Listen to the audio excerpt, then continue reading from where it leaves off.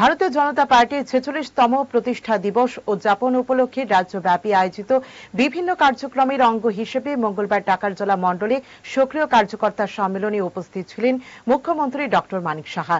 এই সম্মেলনে বিজেপির আদর্শে উদ্বুদ্ধ হয়ে 50 পরিবারের 140 জন ভোটার ভারতীয় জনতা পার্টিতে যোগ দেন।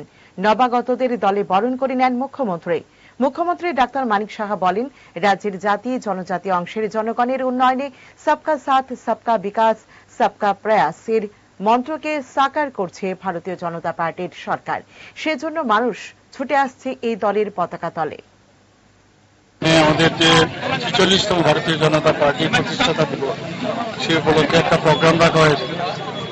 যারা এখানে অ্যাক্টিভ, যারা মেম্বার, তাদেরকে নিয়ে সম্মেলন।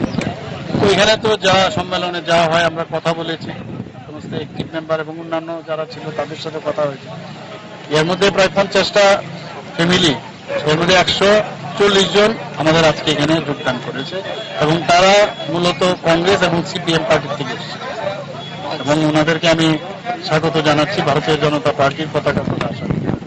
আমি আপনাদের মাধ্যমে অন্যান্য যারা জনজাতি ভাই বোনেরা আছেন, যে মোদীজি যেভাবে জনজাতিদের জন্য চিন্তা করেন, আমাদের সরকার যেভাবে জনজাতিদের জন্য চিন্তা করেন, এগুলো জেনে আপনারা যদি ভারতীয় জনতা পার্টিতে এসে যোগদান করেন আগামী দিনে, তাহলে এই রাজ্যকে শক্তিশালী করতে পারবো, দেশকে শক্তিশালী করতে পারবো।